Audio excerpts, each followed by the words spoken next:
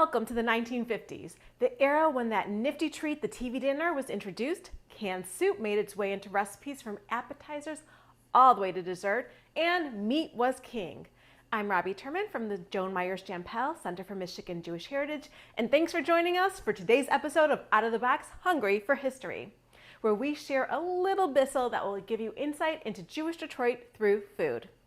This season, we are exploring community cookbooks and trying out recipes from a variety of decades. The 1950s were a fascinating time period in the history of food. It's post-World War II. Soldiers are returning home to start their families, and we're seeing a construction boom in the suburbs.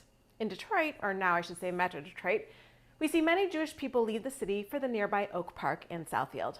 Now, during this time, processed, prepackaged food fit very nicely into the suburban life. While at one time food was more locally sourced, we start seeing the larger supermarkets with expansive aisles of non-perishable food and people stocking up. While canned food has been around for a while, it's traditionally supplemented a diet rather than dominated it. But canned foods were prevalent for the soldiers during the war, and they appreciated the convenience. So in the 1950s, we really see a lot of recipes utilizing canned and processed food like tuna and jello, hot dogs, and jellied veal rings. Today, we're more used to a farm-to-table approach, and so it's easy to imagine that people in the 1950s either had iron stomachs or perhaps canned vegetables atop mayonnaise is really delicious. We can't judge this decade until we try it. Today's recipe is called Spaghetti Deluxe, and it has some 50s staples: beef, canned tomato soup, and American cheese. It comes from the cookbook, the Detroit section of the National Council of Jewish Women Souvenir Cookbook from 1952. According to the inside cover, the cookbook is something new in the Council's history, but it wasn't the last. We have far more from later decades. Now, what I find particularly interesting in this cookbook is that there are many, if not more, ads than recipes. This recipe is so quintessential 1950s, I can almost picture the kitchen in which the dish was made.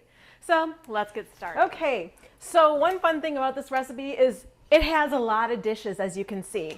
So one thing we have going is a pot of boiling water where we are boiling our spaghetti noodles for the Spaghetti Deluxe that we're making today. And we'll keep an eye on that. In fact, I should be timing that. Let's see. Got it. And then in this pot, I am melting a tablespoon of butter so that we can start frying up our onions. In this pot back here, I'm just going to heat up a can of Campbell's tomato soup. Wow, that's thick. And I'm going to mix it with a tablespoon of Worcestershire, a tablespoon of sugar, and then I'm going to season it with some salt and pepper. And I'm going to get that going on just a low. Meanwhile, our butter is melted, and so I'm going to put about equivalent to about an onion into the pot and fry that up nice and brown, or at least until it's translucent. While my onions are cooking up, I'm also in another pan going to cook some chopped mushrooms. So we're going to get those going. This is definitely for people who like to do dishes, because we're going to have a lot of dishes at the end. So another fun part besides cleaning is trying to keep an eye on 4 dishes simultaneously and making sure nothing burns and nothing overcooks. So we'll see how that comes out. So now that the onions are browning, I am going to go ahead and add about 3/4 of a pound of ground beef. And we'll let that cook. Okay, you might be able to hear some things sizzling in the background. So our meat and onions are cooked, our mushrooms are cooked. Now we're going to add the mushrooms to the pan. It's said to combine The directions said to combine some of the mushroom juice with some water, but our mushrooms didn't make any juice. I don't know if 1950s mushrooms were different. So we're just going to add a 1/2 cup of water to this. And then we're going to add our mixture that we put our Campbell's tomato soup in, Worcestershire sugar, and salt and pepper. And we're gonna add it to our meat and mushrooms. Okay, so the next part in the recipe is that it says to add a half a pound of American cheese. You got that right, a half a pound of American cheese. So it does not specify if you take this off the heat or what. So we're gonna maybe put it on low. We're gonna add our coarsely chopped American cheese, half pound of American cheese on this and see what we get. So our next step is to add our noodles. So we're gonna add, this is about a half a pound of spaghetti noodles. I'm gonna say something. Our parents all survived this, so I'm hoping we survive this too. Okay, so woo! Oh, no! We're putting this into a dish to cook, and this is actually kind of heavy. Okay, so I put it into just like a, I don't know, 8x8 baking dish, and this is what we have, what it looks like.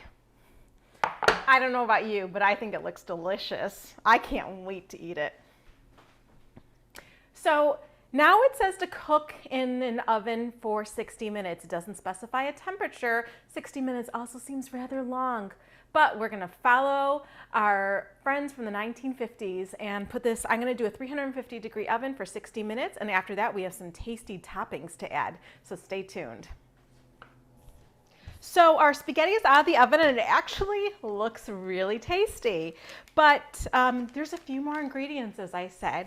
It calls to add some corn flakes or cracker type something on top. So we're gonna sprinkle on some crackers, because you know who doesn't love a little crunchy topping, because I think that sounds awesome. And not only are we going to have a crunchy top on our spaghetti, it also calls for almonds sprinkled on top. So we're going to now sprinkle sliced almonds on top here. Looks gorgeous. We're going to stick it back in the oven to brown, and we'll be taste testing soon. Okay, so Brian is here to taste test this recipe with me, and I gotta tell you, I'm actually excited to eat this. I sort of think it looks delicious, so let's give it a shot.